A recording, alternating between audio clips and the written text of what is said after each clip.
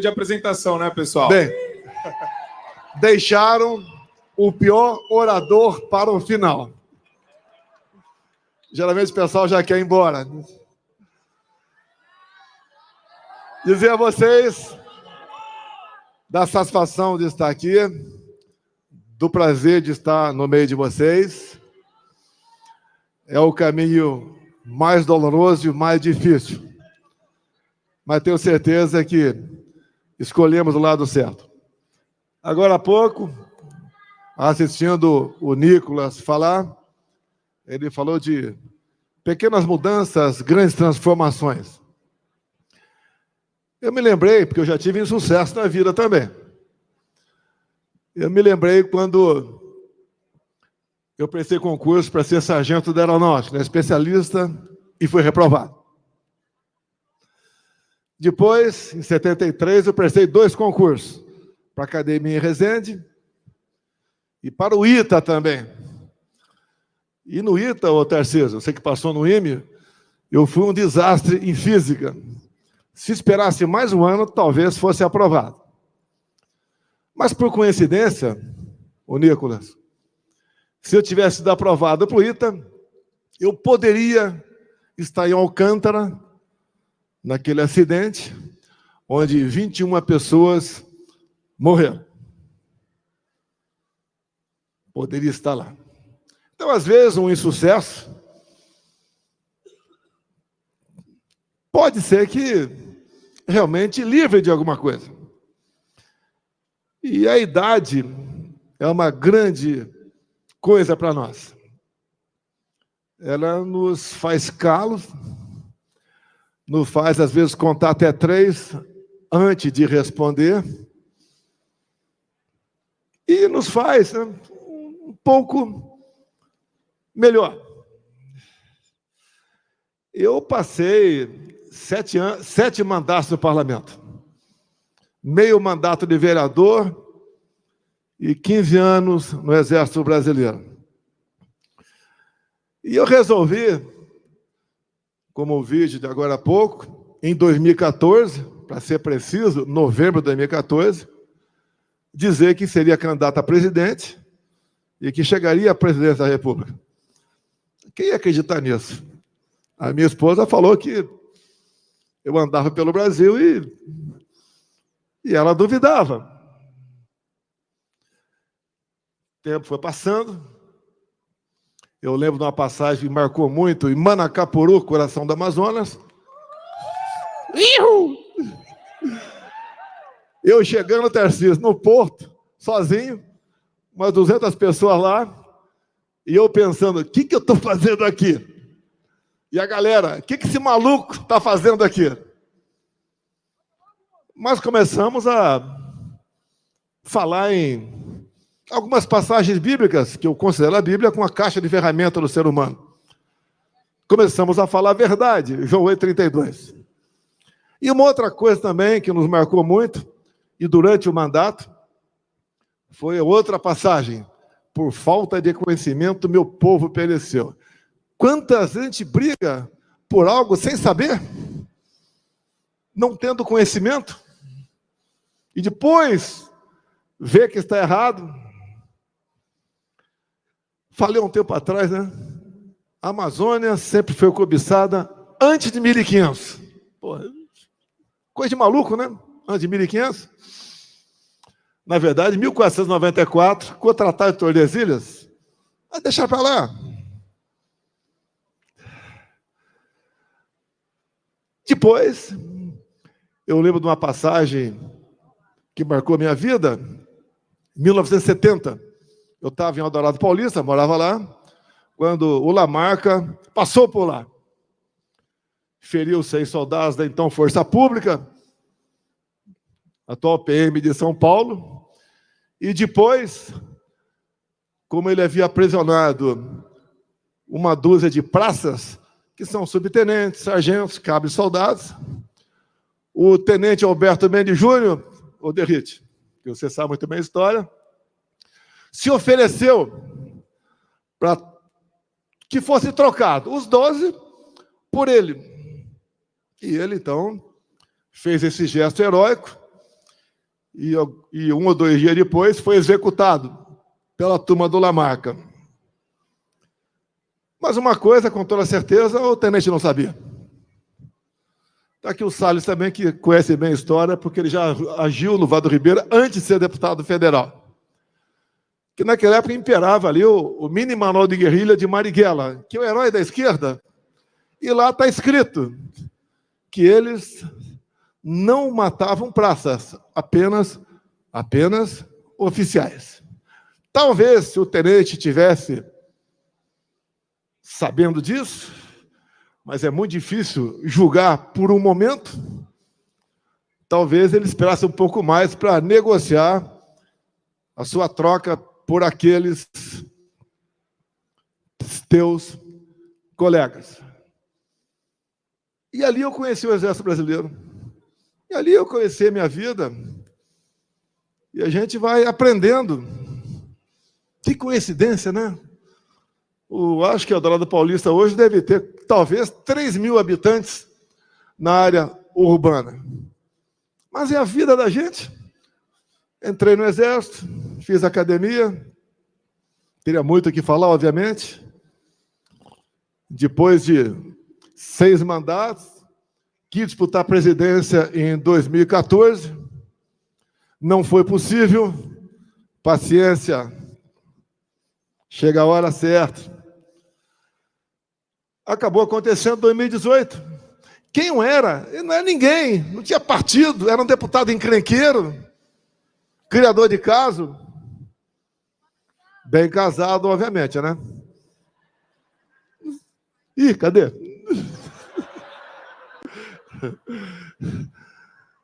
Teve no meio do caminho a facada. Imagine se a facada tivesse tido sucesso. Como Zé Dirceu disse em vídeo, tivemos o insucesso da facada. Ele disse. Imagine se esse cara que está na economia agora fosse presidente. As coisas acontecem. Vamos lá. Veio a eleição. Eu teria uma história fantástica para contar para vocês. Bem levar 1 hora. E eu gostaria de um dia, né, pela grande rede de televisão, ao vivo, falar algumas horas com eles, para nós mostrarmos o que é o Brasil. Porque a gente tem informação, a gente passa por lá. A vida nos fornece uma história. Chegamos. E daí, eu cheguei e só tinha o Paulo Guedes. Montar o ministério não é convidar quem é competente. A pessoa que é competente aceitar ser ministro. E fomos montando o ministério. Está aqui o Salles. Quando me mostraram a foto dele com aquele óculos, né, de playboy, eu falei, não, esse cara não está com nada, não vai dar certo. Pode ter certeza, pela sua coragem, pela sua dedicação. Eu duvido que tenha tido outro ministro do meio ambiente como ele.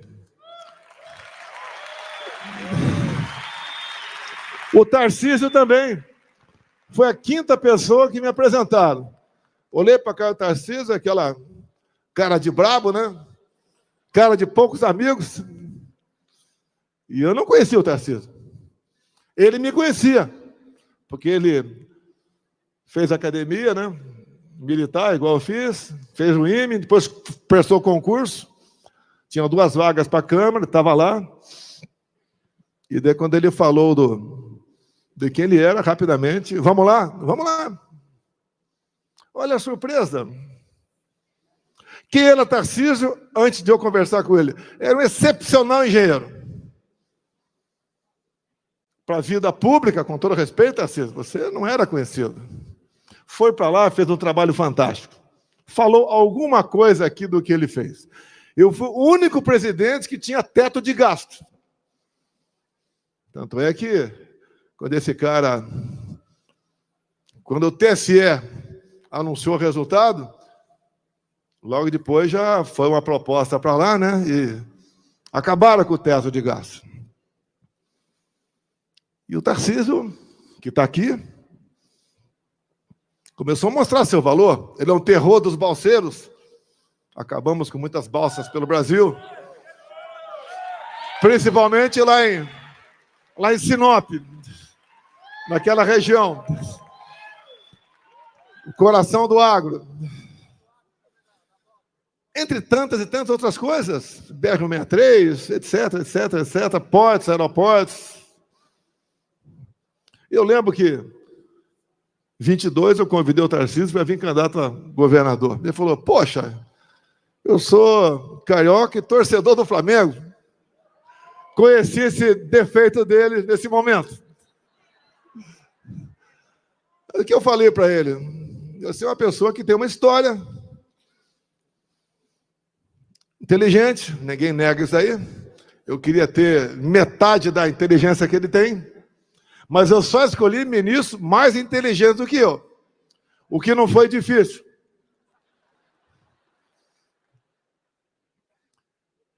Ele está aí. Eu não posso me alongar muito. Tem aqui também o Jorge Seife. Quem me apresentou o Jorge Seife foi o pai dele. Um dos raros nomes que eu indiquei para ministro. Um dos raros. A Tereza Cristina aceitou. Foi um sucesso. Na pesca, tanta coisa feita. Tantos ralos fechados da corrupção, que até permitiu, obviamente, um V0 para ele vir candidato ao Senado por aqui.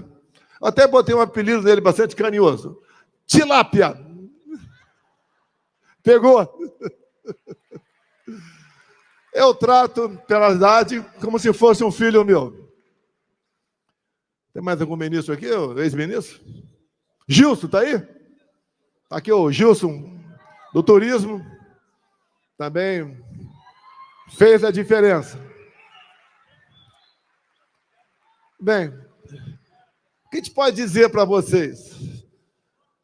Eu não levo o jeito do teu dom da palavra, por vezes sou um pouco grosso, só um pouquinho grosso, tá? Até quando alguns falavam que, pô, o cara fala palavrão, é grosso. Você está procurando um marido ou um presidente? Até parece que o marido daquela pessoa não fala palavrão em casa. Na pandemia, talvez eu tenha sido o único chefe de Estado que falou que não ia tomar, e não tomei. Porque eu li a bula. Muitos falavam, olha, você vai ter problemas. Mas nós compramos mais de 500 milhões de doses. Toma quem quer. O pessoal que não lê bula de nada, né? Tinha que ter lido a bula das vacinas. Mas vamos para lá. A verdade vai vindo à tona. A gente ligava para a África subsaariana. Por que não está morrendo o pessoal aí, já que o DH dessa região é lá embaixo? Mas tudo bem, deixa para lá. Por falta de conhecimento, meu povo pereceu. Bem, o Brasil tinha tudo para quebrar, com a pandemia e com a guerra lá fora. Aconteceu o contrário, dada a equipe que tinha do nosso lado. A economia voltou em V, tivemos superávit, o Tarcísio falou muita coisa aqui, teria tantas outras para falar também. E aconteceu aquilo final de 22. Só o presídio comemorou. E o sistema, que tem nome e sobrenome. Mas vamos considerar a página virada. Vamos ver o futuro, olhar para frente. Me tornar inelegível porque me encontrei com embaixadores. Eu não me encontrei com traficantes no Morro do Alemão.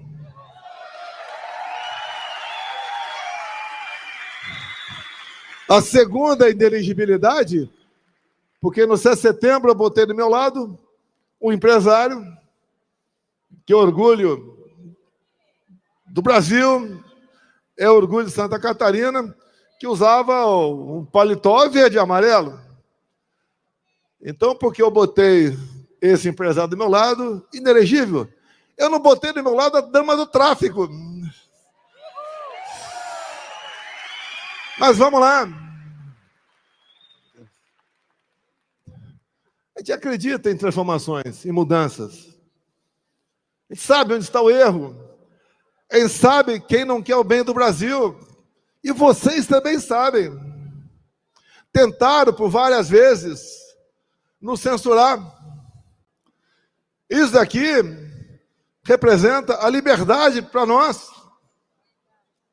Quem fez minha campanha em 18 foi meu filho Carlos Bolsonaro, com o telefone na mão.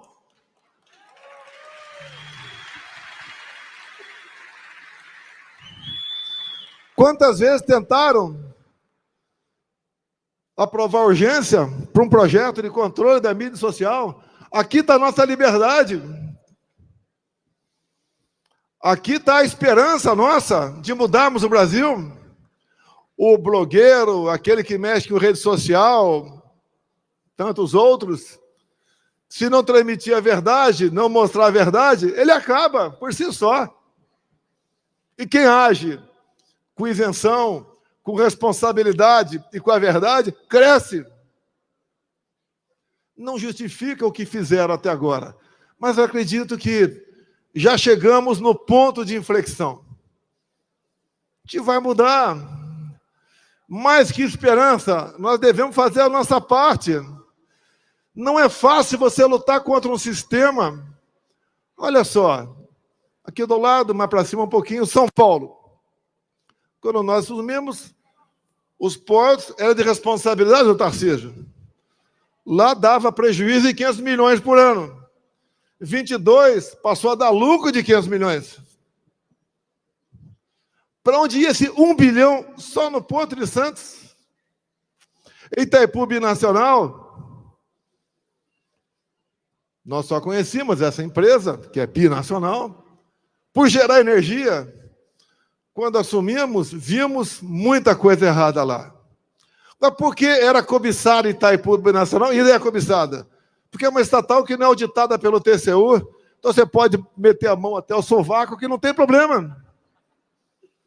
Ao longo de 4 anos, além de gerar energia, além de diminuir o valor da tarifa em dólar, fizemos a segunda ponte com o Paraguai, vão de 400 metros, não é uma pinguela.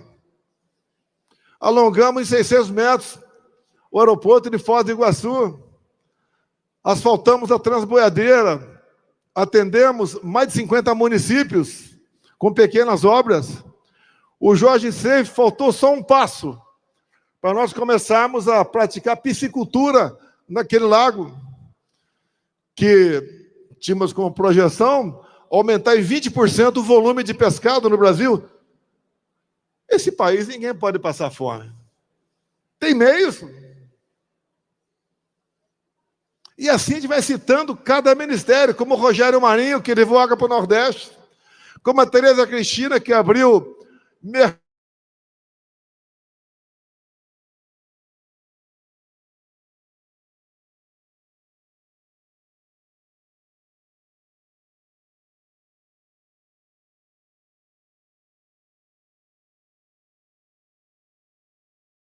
de Putin. Ia faltar fertilizante para o Brasil. Negociamos diesel. Ele queria comprar ovos da gente. Falei com a Tereza, se abrir o mercado agora, vai o ovo custar de menos de R$1 para R$2 a unidade no Brasil. Espera um pouquinho mais.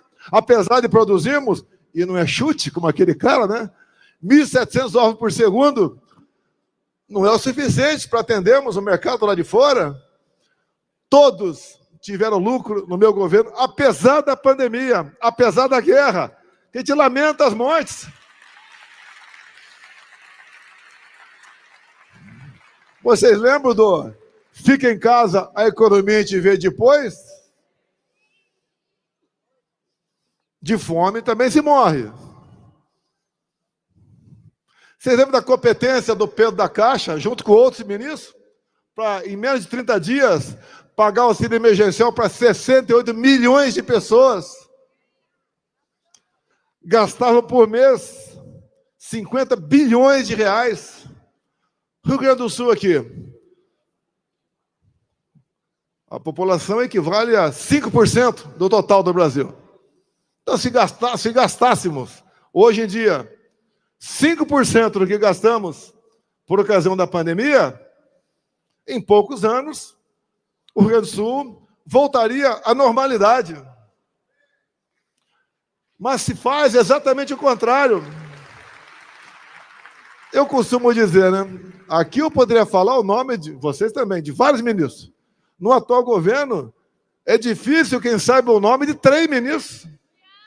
Ou porque não tem competência, ou porque o currículo de malfeitos é muito grande. Como não se sabe uma só proposta positiva do atual governo, só poder pelo poder. É aquela tentativa de vamos ficar o máximo aqui e explorar o máximo. E ouso dizer que a política econômica do atual governo é nota 10 para os propósitos que a esquerda se propõe. Empobrecer a todos e dominá-los. Nós, mais que esperança, eu fico orgulhoso de estar aqui. Imaginem vocês se no dia 30 de dezembro de 22 eu não tivesse saído do Brasil. Com 8 de janeiro acontecendo, onde estaria uma hora dessa? Não sabia o que ia acontecer, mas pressentia que algo de errado estava por vir. Fiquei 3 meses lá fora, fui muito bem tratado por brasileiros, lá nos Estados Unidos, e voltamos para cá com todos os riscos. Acusação de toda ordem. Grande mídia, ao vivo, estou pronto para ser sabatinado por vocês. Vamos falar de baleia, de presente, de vacina, de golpe. Estou à disposição, ao vivo. Com edição, não.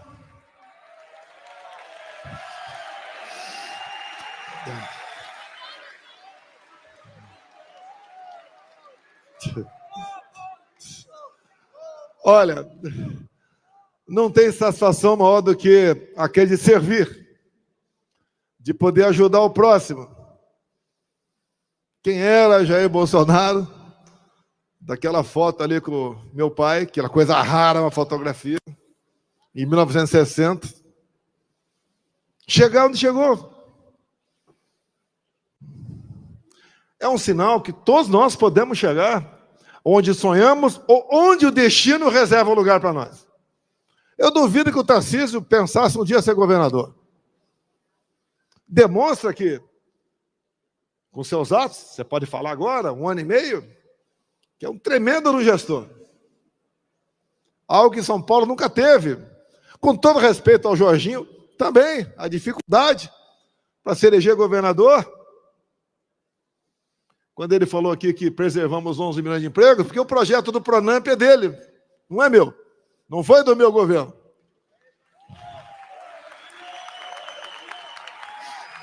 Como, por exemplo, eu vejo vários parlamentares aqui, outros não são parlamentares, mas que eu conheço, que tem um grande futuro pela frente. Como disse a dona Michele, né? A minha patroa. Nós devemos nos apresentar. Caso contrário, os maus ocupam esse espaço no governo. A nossa carta para a democracia é a Constituição. O que nós já fizemos, a nossa história, é o nosso currículo. Um dia o Tarcísio me autorizará a dizer como eu convenci a vir candidato, porque ele não queria. Tinha propostas para trabalhar em várias empresas por aí, como vários do meu governo estão ganhando 2, 3, 4, 5 milhões por ano. Está pagando uma cota de sacrifício. E isso daí, como é uma pessoa que crê em Deus, eu ouço os áudios da mãe dele que manda para mim, que deve repetir, mandar para ele também, uma pessoa cristã, fervorosa, que tem muita fé. A gente está criando uma gordura para o nosso futuro lá em cima. Então, dizer a vocês, apesar dos problemas, apesar da Polícia Federal ter ido 3 vezes na minha casa, na casa dos meus filhos, hoje, já tenho 300 e poucos processos ainda. Vale a pena. A gente não vai recuar. Todos os dias eu tenho uma praxe na minha vida. Todos os dias. Eu me levanto, vou lá, tomo meu banho, faço o que todos vocês fazem. Boto minha roupa, dobro os joelhos, rezo um Pai Nosso e peço a Deus que meu povo não sinta as dores do comunismo.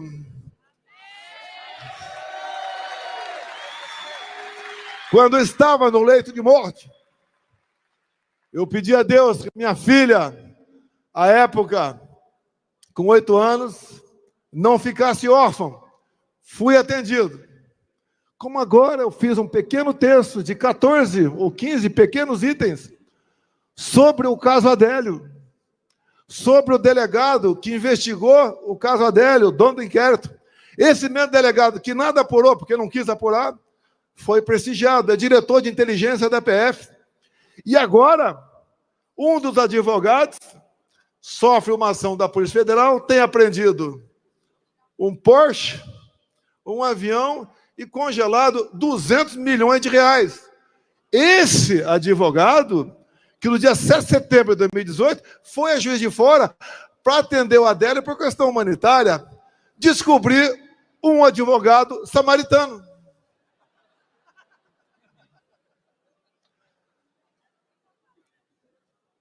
Terminando agora de verdade.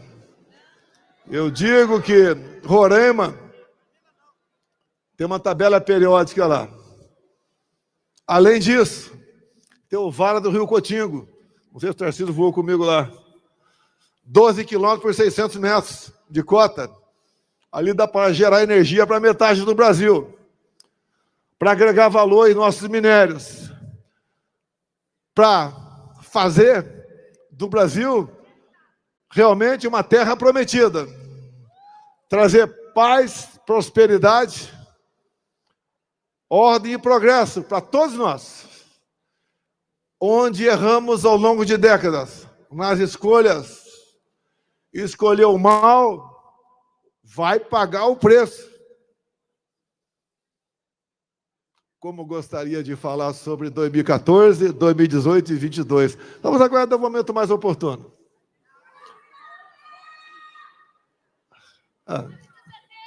Quem sabe até, né? A gente fale brevemente, ao vivo, com alguma grande rede de televisão aí. Mas vamos lá. Pessoal, o futuro está nas mãos de cada um de nós. Apesar de eu ser Messias, eu não sou salvador da pátria. Eu salvei a dona Michele, segunda filha dela. Nós temos tudo para ser uma grande nação. A Europa, o Parlamento Europeu deu uma guinada forte à direita. Está o Milei, que deve chegar hoje à noite aí. Está a Meloni, na Itália. Está as novas eleições na França. Se Deus quiser, ao Bukele, El Salvador. Se Deus quiser, Trump, em novembro. Nunca o mal venceu o bem. E não vai ser dessa vez. Não é para o meu bem, não. Ser presidente, se você não tiver muita força de vontade, muita coragem, você faz o que os outros sempre fizeram. Dá para mudar, tem jeito, boas pessoas ao seu lado, um povo que cada vez mais aprende, tem informação, tem instrução, tem liberdade de imprensa, um povo que deve servir de norte para nós políticos. Nunca um político pode ser mais do que um povo. E ambição só se for para se mudar e mudar o destino do seu país. Não ambição pelo poder. Isso é péssimo. Quem quer o poder, pelo poder. Temos eleições esse ano. Votem com a razão e não com o coração ou emoção. Porque se nós tivermos, porque a composição do TSE já mudou, tivemos uma grande bancada em 26, pode ter certeza que a gente faz pelo parlamento, não pela canetada, uma história melhor para todos nós. Muito obrigado a todos vocês.